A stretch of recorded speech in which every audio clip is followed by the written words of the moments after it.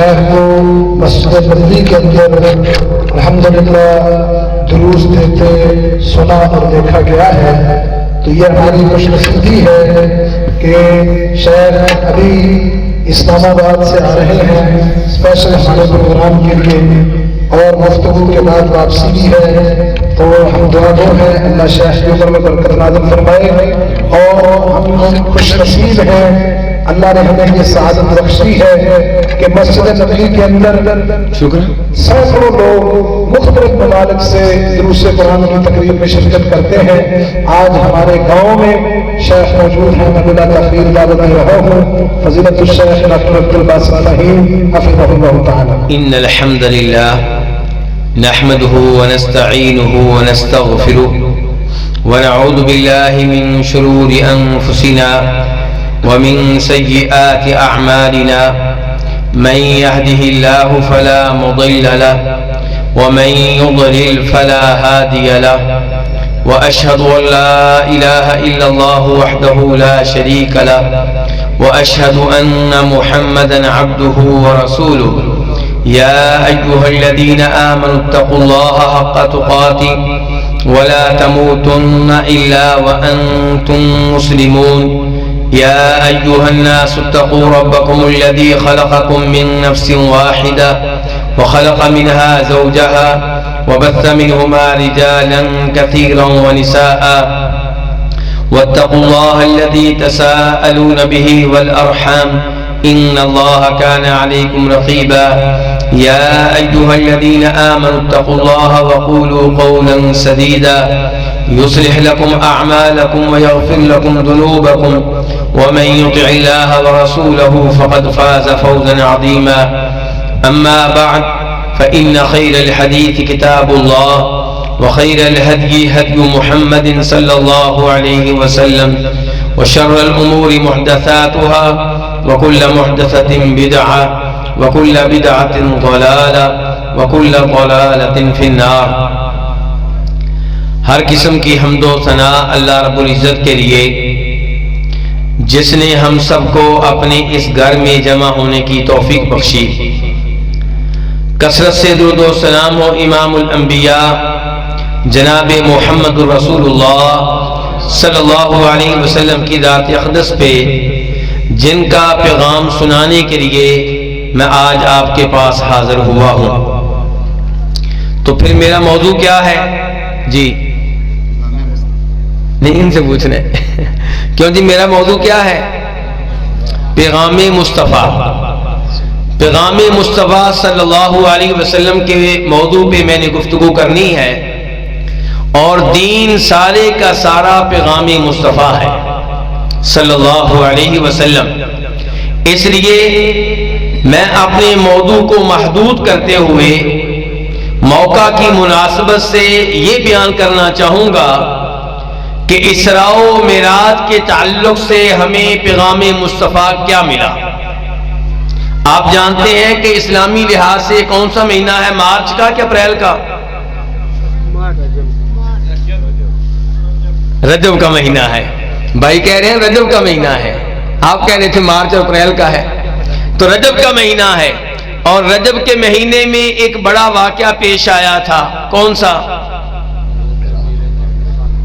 جی؟ اور معراج کا واقعہ کب پیش آیا تھا؟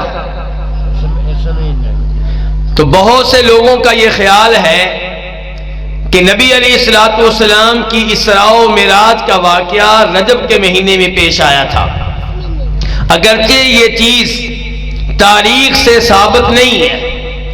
علماء کرام میں اس معاملے میں شدید اختلاف ہے کہ اسراء و معراج کا واقعہ کب پیش آیا۔ اسراء و معراج کے بارے میں کوئی اختلاف نہیں ہے۔ اسراء و معراج کا واقعہ ایک حقیقت ہے۔ اسراء و معراج کی احادیث کو بہت سے صحابہ کرام نے روایت کیا ہے۔ ہم میں سے ہر کوئی اسراء و معراج کے واقعے پہ ایمان لاتا ہے، جو اس پہ ایمان نہیں لاتا وہ مسلمان نہیں ہے۔ لیکن مسئلہ ہے اس واقعے کی تاریخ کا۔ مسئلہ یہ ہے کہ یہ واقعہ کس سال پیش آیا، کس مہینے پیش آیا اور کس تاریخ کو پیش آیا۔ تو اس بارے میں ہمارے پاس کوئی بھی مستند قسم کی روایت نہیں ہے۔ کئی علماء کرام کا خیال ہے کہ یہ واقعہ رجب کے مہینے میں پیش آیا، کچھ کا خیال ہے رمضان کے مہینے میں، کئی علماء کرام کی رائے ہے ربیع الاول کے مہینے میں، کئی علماء کرام کی رائے ہے کہ ربیع الثانی کے مہینے میں۔ کتنے مہینے ہو گئے؟ 4۔ اب آپ سال کی طرف آ جائیں۔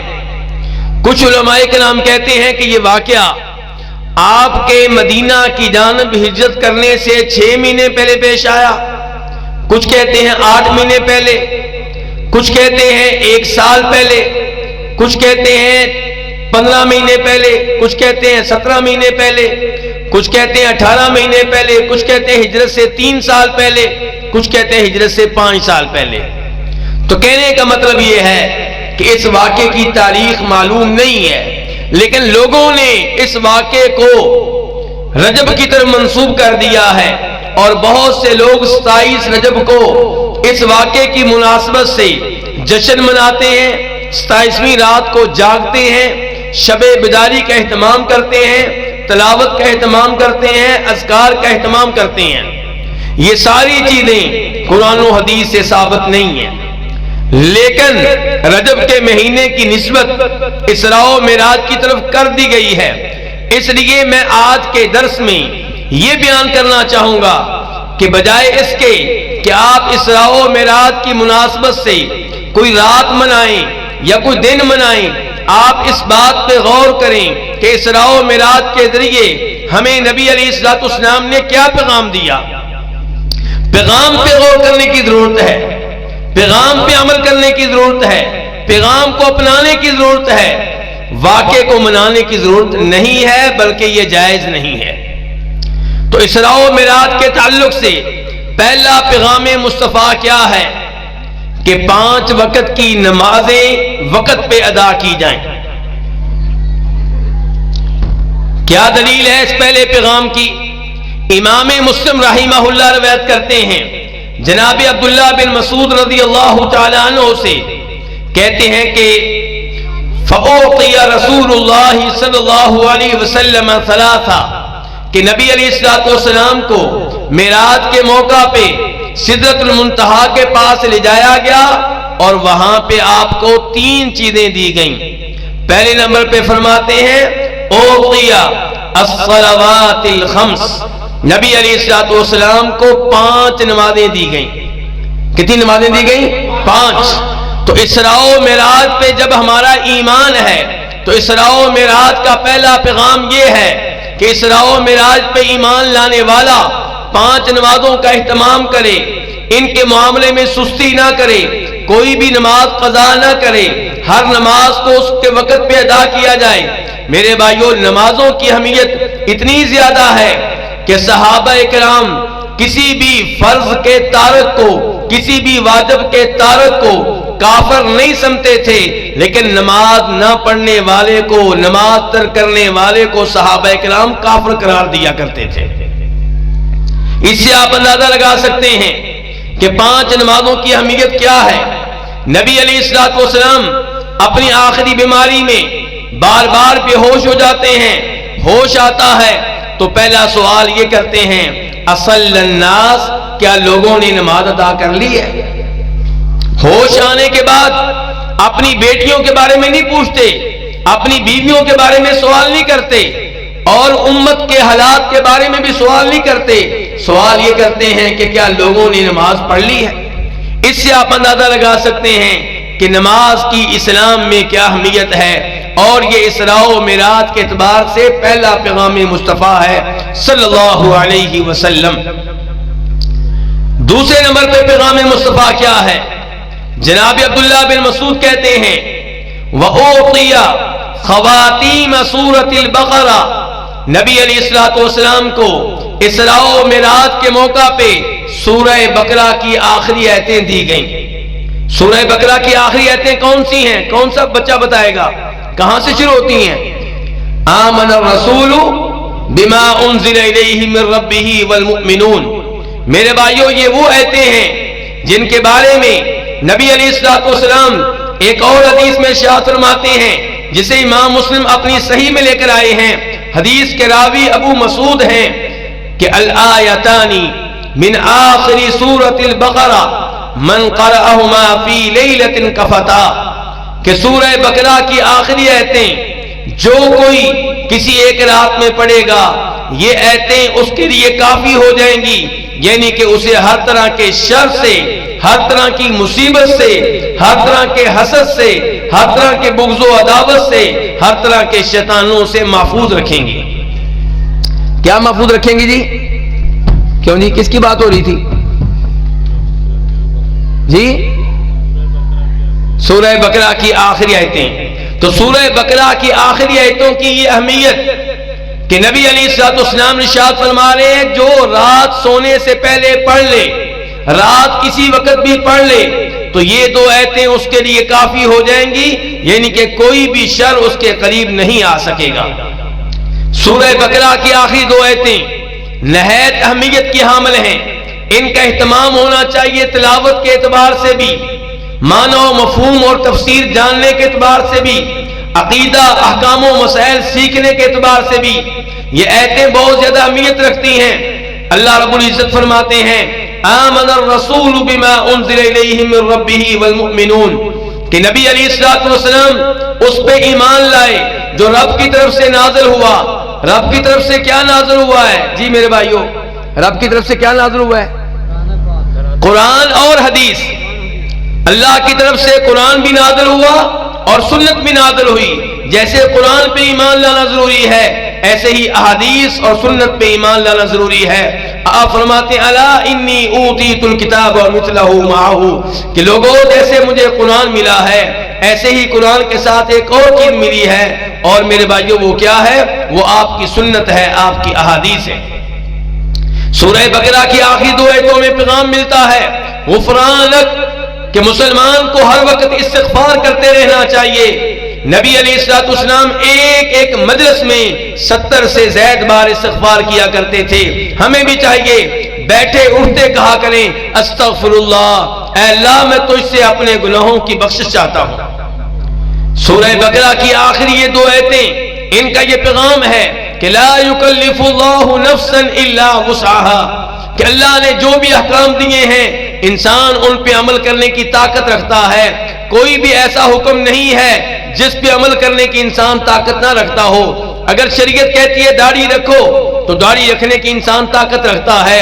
شریعت کہتی ہے سود کے قریب نہ جاؤ تو انسان سود سے بچنے کی استطاعت رکھتا ہے۔ شریعت کہتی ہے بدکاری نہ کرو تو انسان بدکاری سے پرہیز کرنے کی استطاعت رکھتا ہے۔ شریعت نے ایسا کوئی آرڈر نہیں دیا جو انسانی طاقت سے باہر ہو۔ سورہ بقرہ کی ان دو آخری آیتوں سے پیغام ملتا ہے کہ انت مولانا، کہ ہمارا مالک، ہمارا مشکل کشا، ہمارا حاجت روا ایک اللہ ہے، اللہ کے علاوہ کوئی نہیں ہے۔ امیر المؤمنین جناب علی کو آپ مولا اس لحاظ سے کہہ سکتے ہیں کہ وہ ہمارے محبوب ہیں، ہم ان سے محبت کرتے ہیں، ہم ان سے دوستی رکھتے ہیں، ہم ان سے پیار کرتے ہیں۔ لیکن مولا کا معنی جب مشکل کشا ہوگا، حاجت روا ہوگا، خالق و مالک ہوگا تو اللہ کے علاوہ کوئی مولا نہیں ہے۔ تو پیغام مصطفیٰ جو اسراء و معراج کے ذریعے ملا وہ یہ ہے کہ سورہ بقرہ کی آخری آیتوں کا اہتمام کیا جائے۔ تیسرے نمبر میں میرے بھائیوں، پیغام مصطفیٰ جو اسراء و معراج کے ذریعے ملا، عبداللہ بن مسعود کہتے ہیں، مسلم شریف کی حدیث ہے وَغُفِرَ لِمَن لَّمْ يُشْرِكْ مِنْ أُمَّتِهِ بِاللَّهِ شَيْئًا الْمُقْحِمَاتِ، کہ اگر نبی علیہ الصلوۃ والسلام کا کوئی امتی شرک کے بغیر فوت ہوتا ہے تو اس کے بڑے بڑے گناہ معاف کر دیے جائیں گے، یعنی کہ ان اللہ لا یغفر ان یشرک بہ ویغفر ما دون ذلک لمن یشاء۔ تو پیغام مصطفیٰ یہ ہوا کہ اگر کوئی شرک پہ فوت ہوتا ہے اس کے لیے کوئی معافی نہیں ہے، اور اگر کوئی توحید پہ فوت ہوتا ہے تو ممکن ہے اللہ تعالیٰ اس کے سارے گناہ پہلی فرصت میں معاف کر دیں، اور یہ بھی ممکن ہے کہ کسی نبی کی شفاعت کی وجہ سے معاف کر دیں، کسی فرشتے کی شفاعت کی وجہ سے معاف کر دیں، کسی مومن کی شفاعت کی وجہ سے معاف کر دیں، اور یہ بھی ممکن ہے کہ اللہ تعالیٰ عذاب دینے کے بعد جہنم سے نکال لے، لیکن بالآخر جنت میں جائے گا، ہمیشہ ہمیشہ کے لیے جہنم میں نہیں رہے گا۔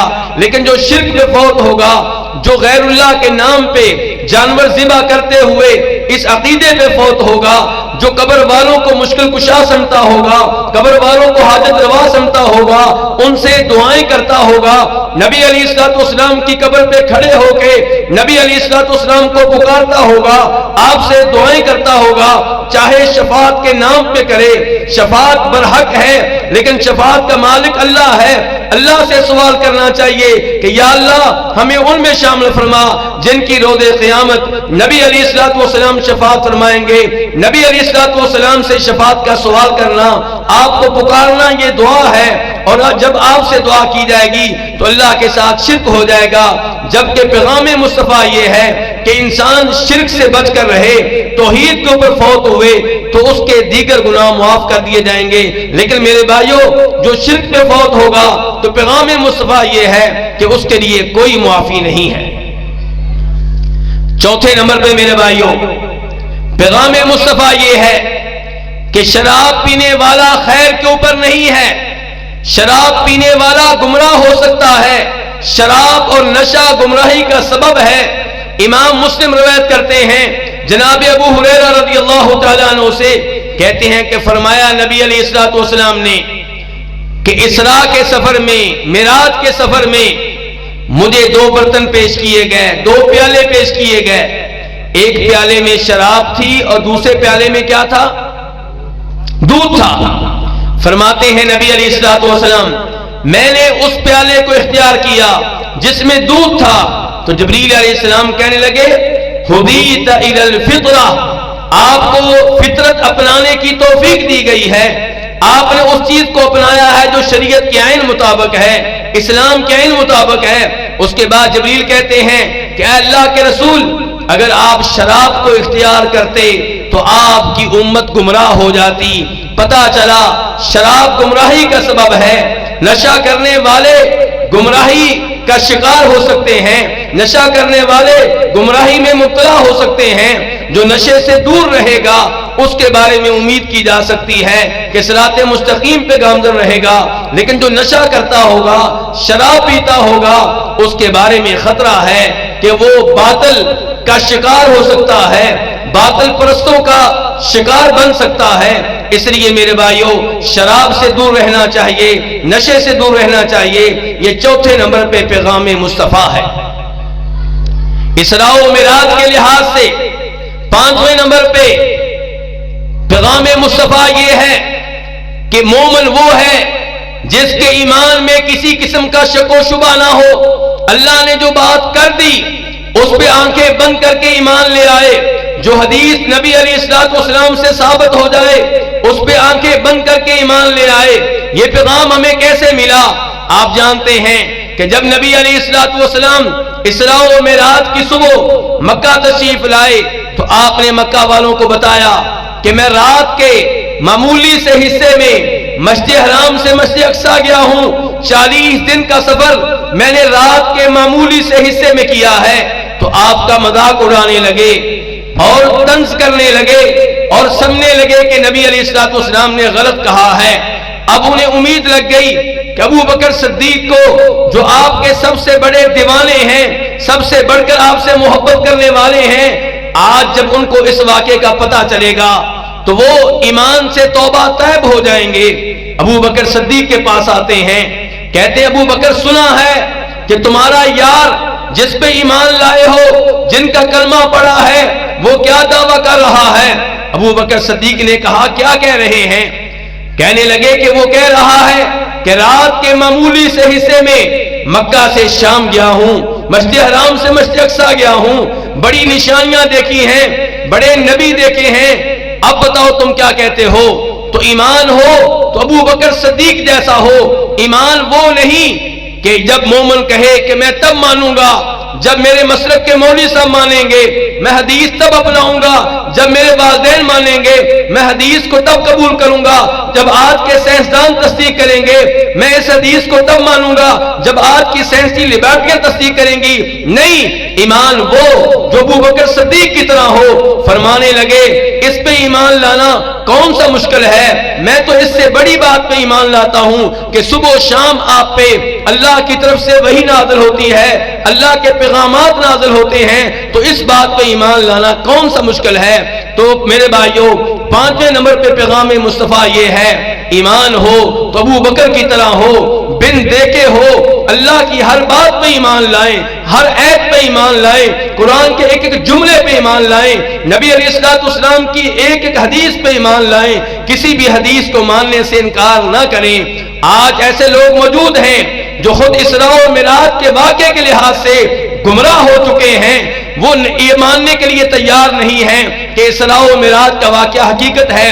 وہ کہتے ہیں اسراء و معراج کا واقعہ خواب ہے، یہ حقیقت نہیں ہے، یہ نیند کے حق میں ہوا ہے، بیداری کے حق میں نہیں ہوا، جسمانی طور پہ نہیں ہوا۔ ایسے لوگ میرے بھائیوں صحیح معنوں میں مومن نہیں ہیں۔ اللہ رب العزت اس ایمان کو مانتے ہیں جو ابو بکر صدیق کی طرح ایمان ہو، شک و شبہ سے پاک ہو۔ میرے بھائیوں، اسراء و معراج کے تعلق سے چھٹا پیغام یہ ہے کہ نبی علیہ السلام کی سب سے بڑی شان، سب سے بڑا مقام یہ ہے کہ آپ اللہ کے بندے ہیں۔ آج لوگ نبی علیہ السلام کی شان بیان کرتے ہوئے عجیب و غریب الفاظ استعمال کرتے ہیں، مبالغہ اور غلو سے کام لیتے ہیں۔ کوئی کہتا ہے کہ آپ صاحب لولاک ہیں، کوئی کہتا ہے کہ آپ نور من نور اللہ ہیں، اللہ کے ذاتی نور میں سے نور ہیں، گویا کہ نعوذ باللہ اللہ کے بیٹے ہوئے۔ کوئی کہتا ہے کہ آپ صاحب لولاک ہیں، کہ آپ نہ ہوتے تو اللہ کائنات کو پیدا نہ کرتا، جبکہ یہ عقیدہ قرآن کے خلاف ہے۔ وما خلقت الجن والانس الا ليعبدون، اللہ تعالیٰ کہتے ہیں کہ میں نے جنوں اور انسانوں کو صرف اپنی عبادت کے لیے پیدا کیا ہے۔ اللہ نے یہ نہیں کہا کہ میں نے جنوں اور انسانوں کو یا آسمانوں اور زمینوں کو اپنے نبی کی خاطر پیدا کیا ہے۔ نبی علیہ السلام کی شان سب سے زیادہ بلند و بالا ہے، آپ سب سے اعلیٰ ہیں، سب سے مقدس ہیں، سب سے محترم ہیں، لیکن اس کا مطلب یہ نہیں ہے کہ آپ کے نام پہ غلط عقائد پھیلائے جائیں۔ آپ کا سب سے بڑا اعزاز یہ ہے کہ آپ اللہ کے بندے ہیں، اور یہ اعزاز سب سے بڑا ہے۔ اس کی دلیل یہ ہے کہ اسراء و معراج کا واقعہ جو آپ کی بہت بڑی شان ہے، جس سے آپ کے مرتبے کا پتہ چلتا ہے، جس سے آپ کی سعادت مندی کا پتہ چلتا ہے، اس واقعے میں اللہ نے جو آپ کو لقب دیا ہے وہ عبداللہ کا دیا ہے۔ فرمایا سبحان الذی اسری بعبدہ لیلا من المسجد الحرام الی المسجد الاقصی الذی بارکنا حولہ لنریہ من آیاتنا، پاک ہے وہ ذات جو اپنے بندے کو رات کے معمولی سے حصے میں مسجد حرام سے مسجد اقصی لے گئی۔ تو آپ کا سب سے بڑا اعزاز کیا ہے کہ آپ اللہ کے بندے ہیں۔ اسی لیے آپ فرماتے ہیں لا تطرونی کما اطرت النصارى ابن مریم انما انا عبد فقولوا عبد اللہ ورسولہ۔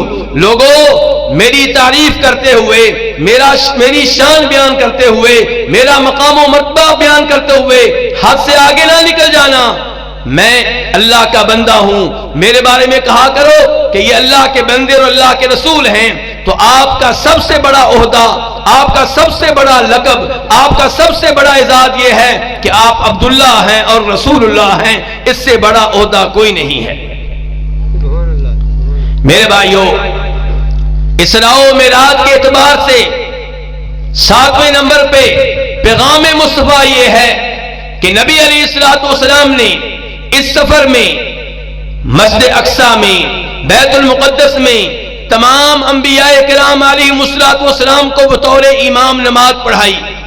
یعنی آپ کی موجودگی میں مصلی امامت پہ آدم علیہ السلام کھڑے نہیں ہوئے، ابراہیم علیہ السلام کھڑے نہیں ہوئے، نوح علیہ السلام کھڑے نہیں ہوئے، اسماعیل علیہ السلام کھڑے نہیں ہوئے، موسیٰ علیہ السلام کھڑے نہیں ہوئے، عیسیٰ علیہ السلام کھڑے نہیں ہوئے، یہ سارے کے سارے عظیم الشان انبیاء کرام آپ کے پیچھے کھڑے ہوئے ہیں۔ معلوم ہوا جب آپ موجود ہوں، جب آپ کا قول موجود ہو، جب آپ کا فتویٰ موجود ہو، جب آپ کی حدیث موجود ہو، جب آپ کی بات موجود ہو، پھر کسی اور کا فتویٰ نہیں چلے گا، کسی اور کی رائے نہیں چلے گی، کسی اور کا قول نہیں چلے گا، کیونکہ آپ امام الانبیاء ہیں۔ تو میرے بھائیوں، آج آپ کے کسی بھی امتی کو چاہے وہ جتنا بھی بڑا امام ہو، آپ کے مقابلے میں پیش کرنا یہ غلط ہے، یہ قرآن کے خلاف ہے، یہ احادیث کے خلاف ہے، یہ معراج کے پیغام مصطفیٰ کے خلاف ہے۔ اللہ تعالیٰ فرماتے ہیں یا ایھا الذین آمنوا لا تقدموا بین یدی اللہ ورسولہ واتقوا اللہ۔ اے ایمان والو، اللہ کے رسول سے آگے بڑھنے کی جسارت نہ کرو، اللہ سے ڈر جاؤ۔ اللہ تعالیٰ کہتے ہیں یا ایھا الذین آمنوا لا ترفعوا اصواتکم فوق صوت النبی۔ اے ایمان والو، کبھی بھی اپنی آواز کو ہمارے نبی کی آواز سے بلند نہ کرنا۔ آج اپنے مسلک کے فتوے کو، آپ کی حدیث پہ ترجیح دینا، اپنے مولویوں کی باتوں کو، اپنے امام کی باتوں کو نبی علیہ الصلوۃ والسلام کی احادیث پہ ترجیح دینا، یہ اپنی آواز کو، اپنے مسلک کی آواز کو، اپنے امام کی آواز کو نبی علیہ الصلوۃ والسلام کی آواز پہ بلند کرنا ہے، اور یہ پیغام مصطفیٰ کے خلاف ہے۔ میرے بھائیوں، اسراء و معراج کے لحاظ سے پیغام مصطفیٰ 7ویں یا 8ویں نمبر پہ یہ ہے کہ اذکار کا کثرت سے اہتمام کیا جائے، جنت میں جانے کے لیے محنت کی جائے، اپنی زبان کو ذکر سے تر کیا جائے۔ امام ترمذی رحمہ اللہ روایت کرتے ہیں، آپ کی توجہ چاہتا ہوں، کس امام کا نام لیا میں نے؟ امام ترمذی روایت کرتے ہیں، کس سے؟ عبداللہ ابن مسعود رضی اللہ تعالیٰ عنہ سے۔ وہ کہتے ہیں کہ فرمایا نبی علیہ الصلوۃ والسلام نے کہ معراج کی رات میری ملاقات ابراہیم علیہ السلام سے ہوئی۔ کس کس کی ملاقات ہوئی؟ ابراہیم علیہ السلام، دوسرے کون؟ محمد الرسول اللہ صلی اللہ علیہ وسلم۔ دو عظیم ہستیاں، ان سے زیادہ افضل کوئی انسان نہیں ہے۔ ایک عظیم انسان دوسرے عظیم انسان سے مل رہا ہے، ایک افضل انسان دوسرے افضل انسان سے مل رہا ہے، ایک لیڈر کی دوسرے لیڈر سے ملاقات ہے، ایک اللہ کے خلیل کی دوسرے اللہ کے خلیل سے ملاقات ہے۔ آئیے دیکھتے ہیں کس موضوع پہ گفتگو ہوئی ہے۔ فرماتے ہیں نبی علیہ الصلوۃ والسلام، ابراہیم علیہ السلام نے مجھے مخاطب کیا، کہا یا محمد اقری امتک منی السلام، محمد میری طرف سے اپنی امت کو میرا سلام کہہ دینا۔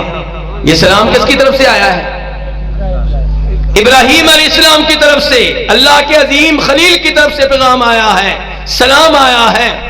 اور کہا کہ وَأَخْبِرْهُمْ، اے محمد صلی اللہ علیہ وسلم آپ اپنی امت کو بتا دیں کہ ان الجنت طیبۃ التربہ عذبۃ الماء وانہا قیعان وانہا غراسها سبحان اللہ والحمد للہ ولا الہ الا اللہ واللہ اکبر۔ ابراہیم علیہ السلام کا عظیم پیغام جسے نبی علیہ الصلوۃ والسلام لے کر آئے ہیں، تو وہ پیغام ابراہیمی بھی ہوا، پیغام محمدی بھی ہوا۔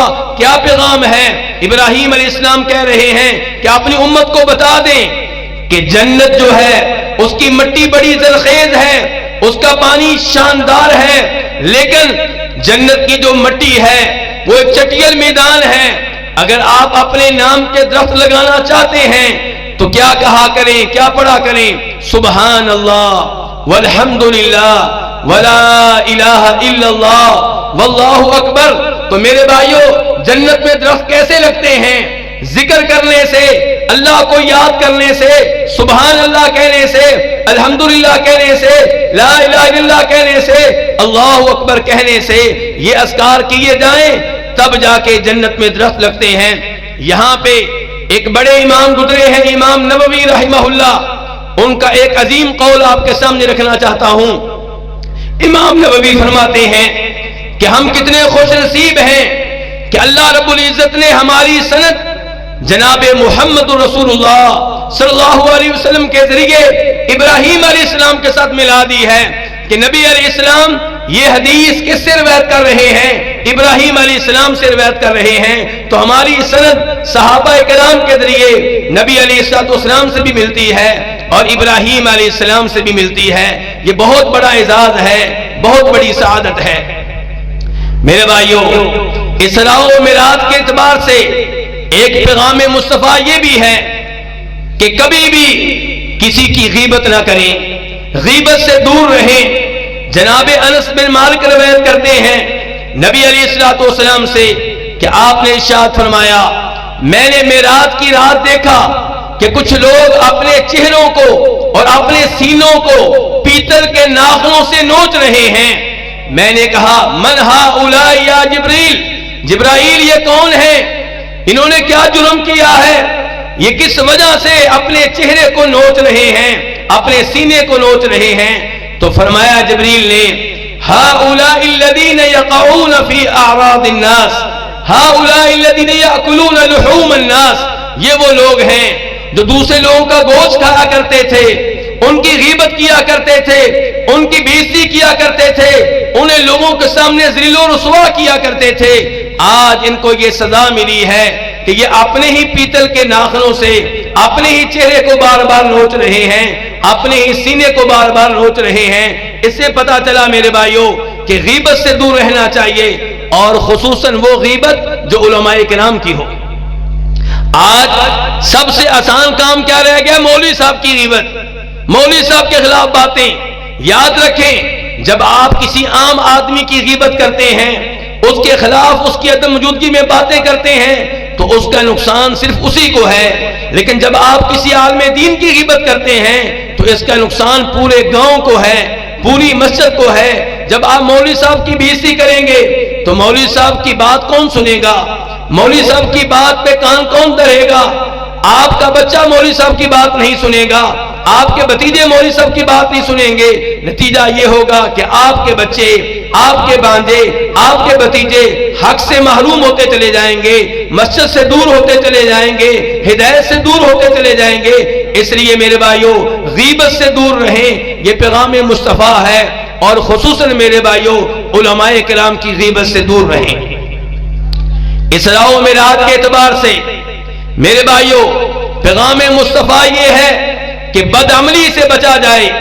جو تعلیمات آپ سنیں، جو قرآن کی آیتیں سنیں، جو احادیث سنیں، ان پہ عمل کریں۔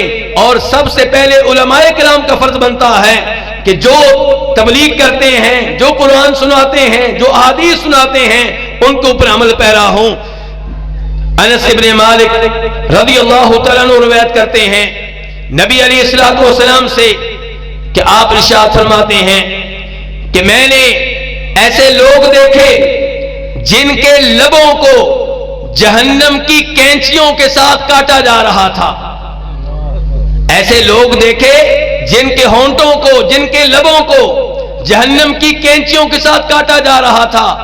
میں نے کہا جبریل یہ کون لوگ ہیں؟ ان کا کیا جرم ہے؟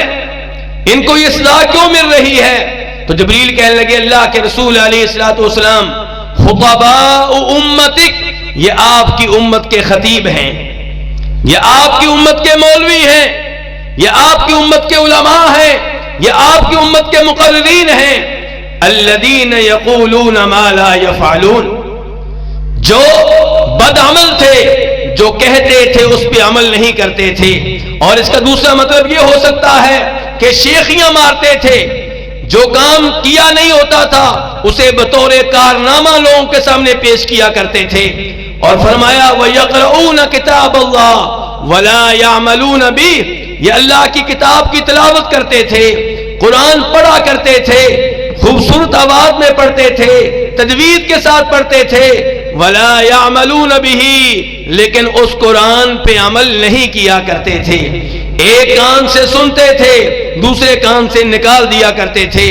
میرے بھائیوں اسراء و معراج کے تعلق سے آخری نمبر پہ پیغام مصطفیٰ یہ ہے کہ جناب انس بن مالک کہتے ہیں، اور اس حدیث کو امام مسلم اپنی صحیح میں لے کر آئے ہیں کہ فرمایا نبی علیہ السلام نے میں نے سرخ ٹیلے کے پاس جناب موسیٰ علیہ السلام کو دیکھا کہ وہ اپنی قبر میں نماز پڑھ رہے ہیں۔ یہ کب دیکھا اللہ کے رسول نے؟ اسراء و معراج کے موقع پہ۔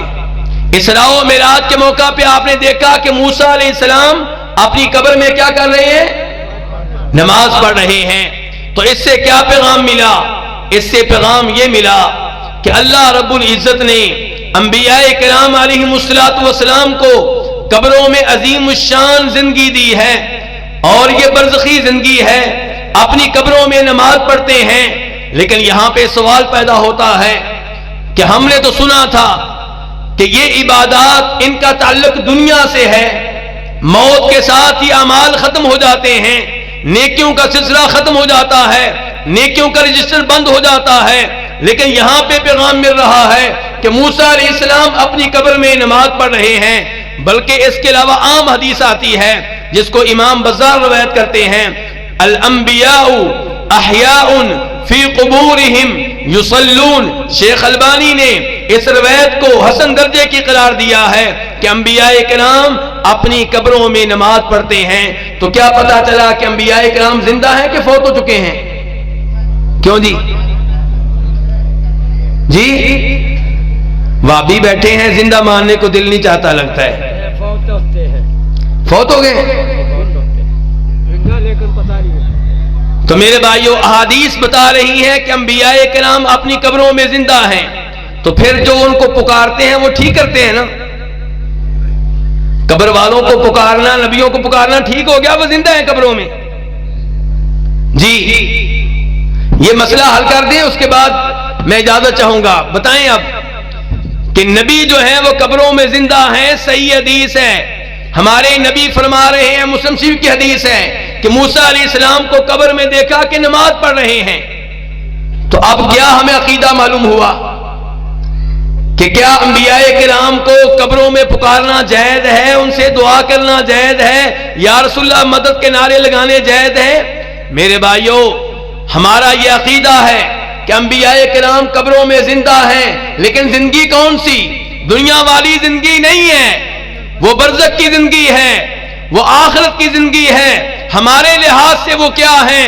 وما انت بمسمع من فی القبور۔ ہمارے لحاظ سے نبی، غیر نبی جو بھی قبروں میں جا چکے، اللہ نے قرآن میں عقیدہ دیا جو قبروں میں جا چکے ہیں انہیں آپ اپنی آواز نہیں سنا سکتے۔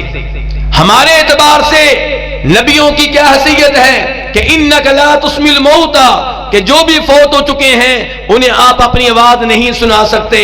انک میت وانہم میتون، اور یقیناً نبی علیہ الصلوۃ والسلام اور دیگر انبیاء کرام علیہم الصلوۃ والسلام فوت ہو چکے ہیں۔ جو زندگی ان کو قبر میں ملی ہے وہ دنیا کی زندگی نہیں ہے۔ شہداء وہ بھی زندہ ہیں لیکن دنیاوی زندگی نہیں ہے، برزخ کی زندگی ہے۔ اسی لیے جب کوئی شہید ہوتا ہے تو ہم اس کی بیوی سے شادی کر لیتے ہیں، کوئی شہید ہوتا ہے اس کے مال کو تقسیم کر لیتے ہیں کیونکہ فوت ہو چکا ہے۔ اور جس زندگی کا تذکرہ آیا ہے وہ برزخ کی زندگی ہے، وہ اخروی زندگی ہے۔ تو موسیٰ علیہ السلام کو قبر میں نماز پڑھتے ہوئے دیکھا ہے، تو یہ تکلیف نہیں ہے بلکہ تشریف ہے۔ تکلیف اور تشریف میں فرق سمجھتے ہیں؟ موسیٰ علیہ السلام قبر میں نماز پڑھ رہے ہیں اس لیے نہیں کہ اللہ نے آرڈر دیا نماز پڑھو، نہیں پڑھو گے تو سزا ملے گی، بلکہ اس لیے نماز پڑھ رہے ہیں کہ ان کو نماز پڑھنے کا مزہ آتا ہے۔